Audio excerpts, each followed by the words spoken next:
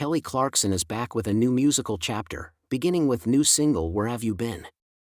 It's a sultry love song with an even sultrier music video, featuring Clarkson performing on stage in a gauzy, sparkling black dress with a plunging neckline.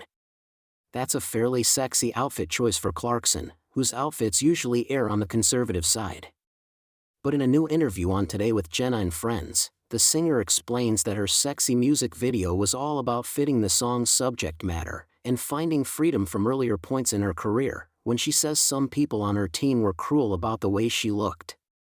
In all honesty, I've had a lot of people in my career tell me, be very cruel, Clarkson admits. And say, oh, you look slutty if you wear this, she continues. You look if you wear this. Oh, I've had people be very cruel. And so, it's just like, I've never been able to be what I want for that moment, for that song, what that character calls for. Because they're all different characters, right? She explained, this was a very sexy moment. It's a song about that intimate moment where you finally go, wow. I just found the unicorn situation, and I did not know that was on the bingo card for my life. Serious stuff aside, Clarkson also cracked a joke about how her recent weight loss journey made her want to put her new physique front and center for this video. Look, I lost some weight, and I was like, you put me in something fitting. 'Cause I don't know how long this will last, she quipped. Clarkson released Where Have You Been earlier this month. The singer spoke about her kids, her Las Vegas residency and more during her time on Today, but she didn't address her extended absence from her talk show earlier this year. Clarkson still hasn't officially told fans what caused her to miss 11 episodes of The Kelly Clarkson Show across March and April, though numerous anonymous sources have alluded to a family emergency, with one report claiming that the singer's ex-husband Brandon Blackstock has been battling an illness. How many episodes of her show has Kelly Clarkson missed? Clarkson's first absence from The Kelly Clarkson Show was on March 3, when actor Simulu filled in for her. She returned for the following 2 episodes, leading many to believe it was just a one-off event. The singer neglected to inform the audience as to why she wasn't present at that time, too. Once again, Clarkson was missing from her chair on March 6, and it would be several days before she returned.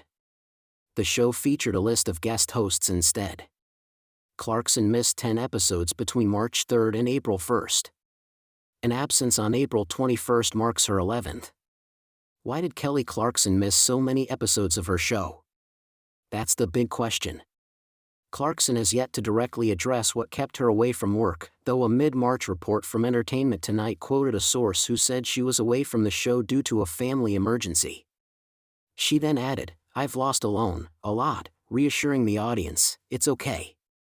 It could have just been self-deprecating humor, but given the context, and Clarkson's history of being open about personal struggles, some viewers thought she might be alluding to something more going on in her personal life. An unnamed source close to The Kelly Clarkson Show recently told ET Online that the singer was back to herself after her absences in March, and all seems relatively back to normal.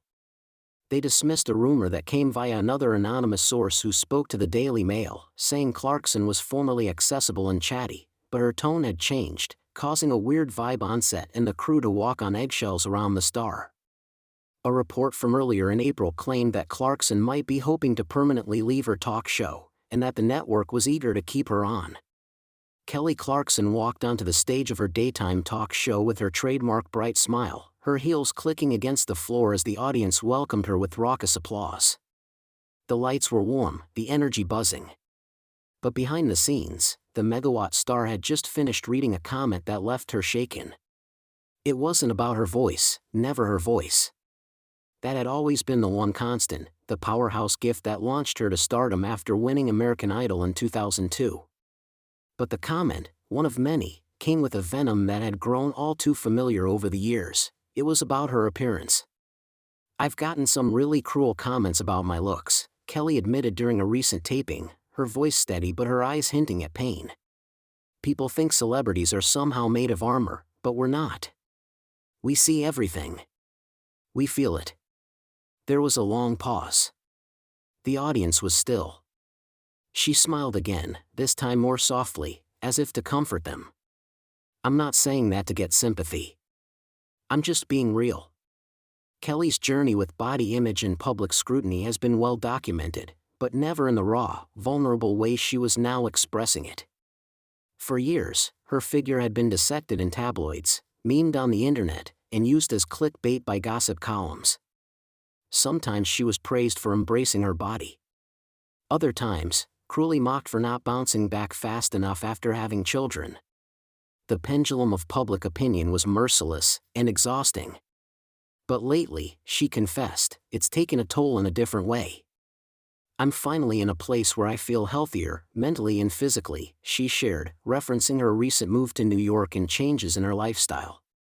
And the crazy part is, I'm still getting these comments. Sometimes even more now, like I did something wrong by just existing in a new version of myself. She sighed, shaking her head. You lose weight, they say you're giving into pressure. You gain weight, you're lazy. You are glam, you're trying too hard. You dress down, you're unprofessional. It's like, what do people want from us? She wasn't just venting for the sake of it. Kelly, true to her roots, was making a larger point, especially for young girls watching. I have a daughter. She's growing up in this world too, she said, her voice thickening with emotion. And I'll be damned if she thinks her worth is tied to a dress size or how many likes she gets on a photo. The crowd erupted in supportive applause, several people standing. Off camera, Kelly's team had seen the toll. Close friend and show producer Alex Martinez noted, she hides it well, but sometimes she'll walk off stage and just need a moment.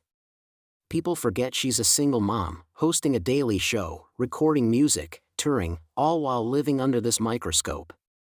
Despite the harsh commentary, Clarkson has found her own way to reclaim her identity.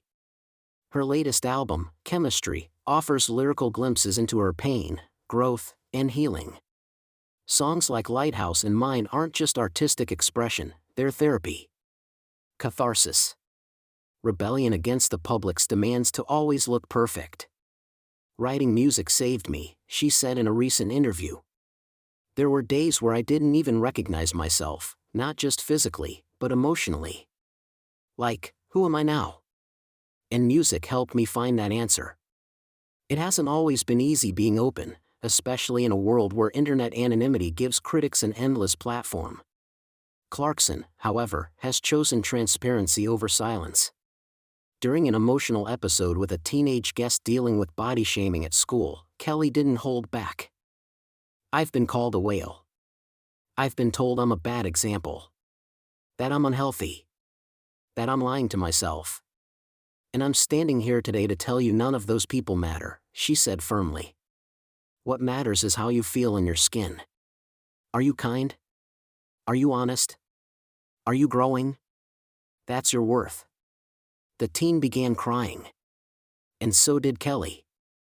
Moments like those, she says, are worth every cruel comment. If I can take a hit so that someone else feels less alone, I'll take it. She credits therapy, strong friendships, and her children, River and Remington, for helping her stay grounded. They don't care if I'm in sweats or a gown. They care that I'm there. That I'm present. And that's the lesson I try to hold on to.